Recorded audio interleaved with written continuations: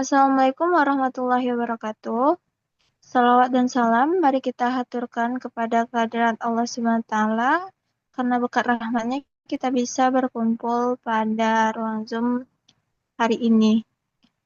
Kami dari perwakilan kelompok 4 yang akan menampilkan materi mengenai pertanyaan lisan dan wawancara.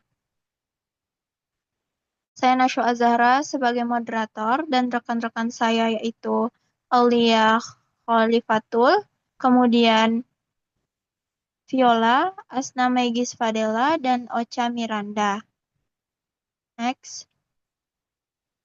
Topik materi yang kami bahas yaitu beda pertanyaan lisan dan wawancara, kemudian kriteria instrumen wawancara yang baik, kemudian kriteria pertanyaan lisan yang baik, dan yang terakhir penggunaan pertanyaan lisan dan wawancara dalam penilaian. Next. Topik pertama ini yang akan saya sampaikan sendiri, mengenai perbedaan pertanyaan lisan dan wawancara. Jadi pertanyaan lisan dan wawancara itu dapat dibedakan dari beberapa aspek.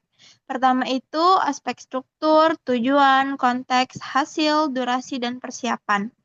Pada aspek struktur, pertanyaan lisan itu cenderung tidak struktur dan spontan, sementara wawancara dia terstruktur dan sistematis.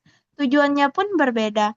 Tujuannya itu pada pertanyaan lisan disampaikan untuk informasi singkat, sementara wawancara itu untuk menggali data mendalam dan konferensif. Kemudian konteksnya. Konteks pada pertanyaan lisan itu informal atau percakapan sehari-hari. Sementara pada wawancara, itu percakapannya formal, bisa digunakan untuk penelitian, kerja, atau jurnalistik. Lalu hasilnya. Hasil pada pertanyaan lisan itu merupakan biasanya jawaban singkat, sering tidak mendalam.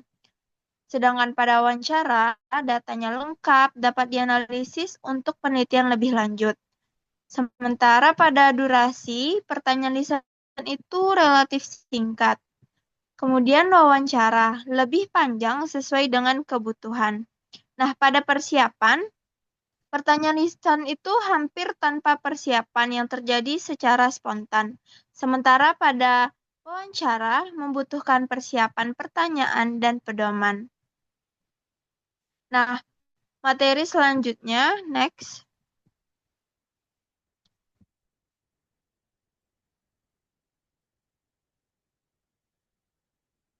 Materi selanjutnya yang akan disampaikan oleh Ola mengenai kriteria pertanyaan lisan yang baik. Kepada Ola dipersilahkan.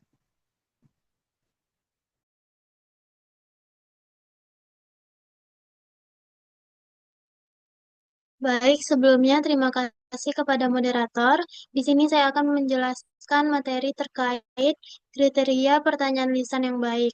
Nah, sebelum itu kita tentu perlu mengetahui dulu apa sih pertanyaan lisan ini merupakan salah satu instrumen penilaian autentik yang penting dalam mengukur kemampuan peserta didik secara langsung dan komprehensif. Nah, dalam konteks penilaian autentik, tes lisan tidak hanya pengetahuan faktual, tetapi juga kemampuan berpikir kritis, komunikasi, dan aplikasi pengetahuan dalam situasi nyata. Next. Nah, ada beberapa kriteria pertanyaan lisan yang baik. Yang pertama, yaitu kejelasan dan ketepatan bahasa. Nah, di sini hendaknya dalam pertanyaan lisan yang baik itu dia menggunakan bahasa yang sederhana dan mudah dipahami. Kemudian struktur kalimat yang jelas dan tidak ambigu, lalu juga menggunakan istilah yang sesuai dengan tingkat perkembangan peserta didik. Kemudian yang kedua itu relevansi dengan tujuan pembelajaran. Nah, maksudnya di sini yaitu di mana suatu pertanyaan yang baik itu hendaknya selaras dengan indikator pencapaian kompetensi, lalu juga mengukur aspek yang telah dipelajari. Kemudian juga mencakup berbagai tingkat kognitif, yaitu mulai dari C1 sampai C6. Kemudian yang ketiga mendorong berpikir kritis dan kreatif. di mana di sini pertanyaan lisan yang baik itu hendaknya menggunakan kata tanya yang memancing elaborasi seperti mengapa, bagaimana, bandingkan, dan lain sebagainya.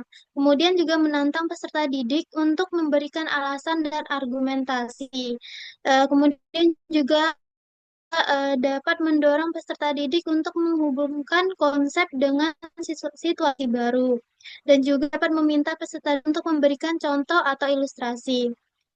Kemudian yang keempat yaitu struktur bertingkat dari sederhana ke kompleks, di mana di sini pertanyaan lisan yang baik itu hendaknya dimulai dari pertanyaan yang mudah ke yang lebih sulit.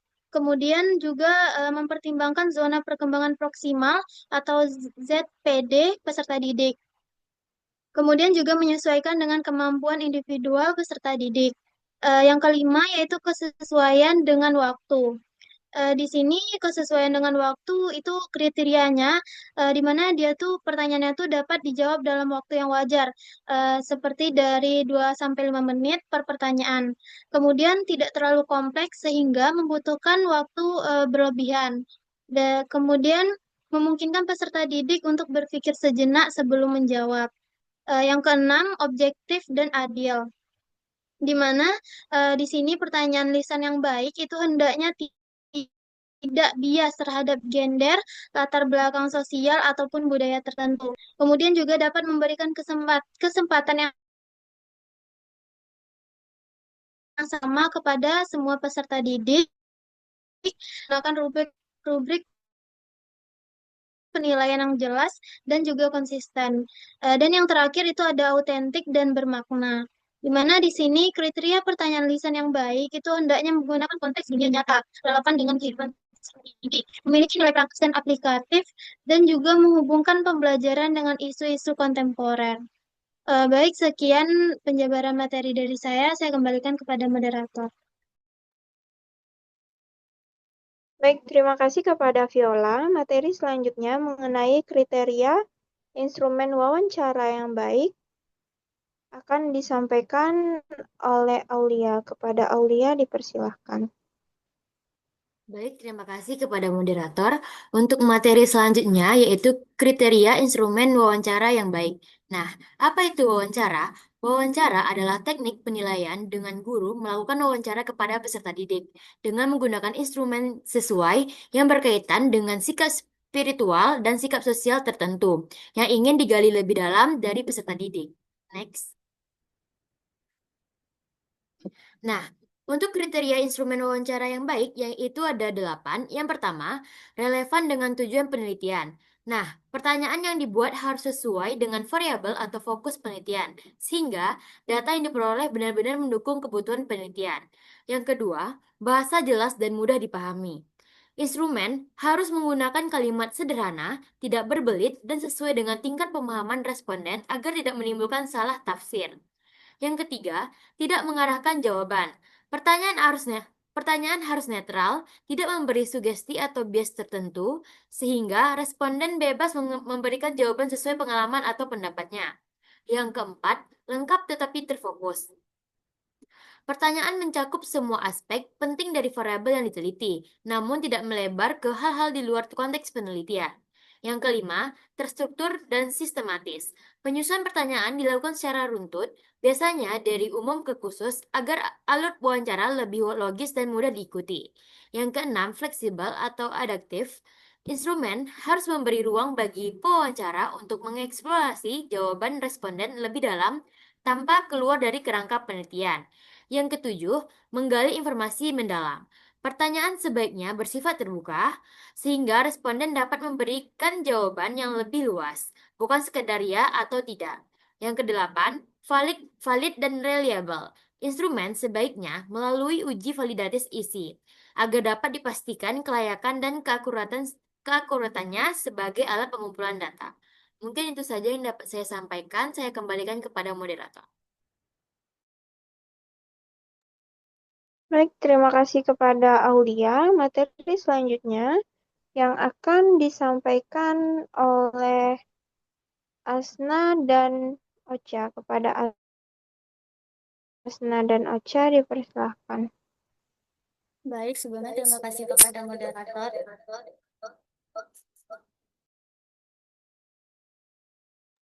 Materi selanjutnya itu penggunaan pertanyaan lisan dan wawancara dalam penilaian, di mana pertanyaan lisan ini memungkinkan guru untuk mengetahui daya serap dan pemahaman siswa terhadap materi pembelajaran secara spontan, serta menilai kemampuan berbicara, berpikir kritis, dan berargumentasi siswa. Lalu pada wawancara, memberikan ruang untuk dialog yang lebih mendalam, sehingga guru dapat memperoleh informasi kualitatif yang kaya mengenai sikap, pemahaman, dan kepribadian siswa. Baik, sekian dari saya kembalikan kepada moderator. Terima kasih kepada Asna. Materi selanjutnya akan disampaikan oleh Ocha. Kepada Ocha dipersilahkan.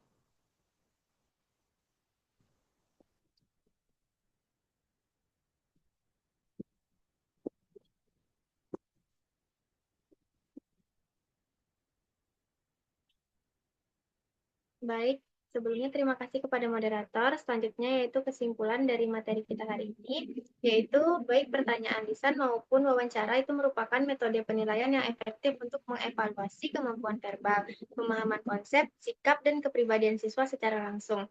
Walaupun dia memerlukan alokasi waktu yang cukup dan berpotensi subjektif. Keduanya memungkinkan interaksi langsung yang menambah kedalaman penilaian dibandingkan tes tertulis. Penggunaan kedua teknik ini harus disesuaikan dengan tujuan materi dan waktu yang tersedia dalam proses pembelajaran. Sekian yang dapat saya sampaikan, saya kembalikan kepada moderator. Terima kasih kepada Ocha. Dengan berakhirnya penyampaian kesimpulan tadi, maka berakhir pula presentasi dari kami. Sekian presentasi dari kelompok 4. Mohon maaf apabila ada kesalahan kata. Wassalamualaikum warahmatullahi wabarakatuh.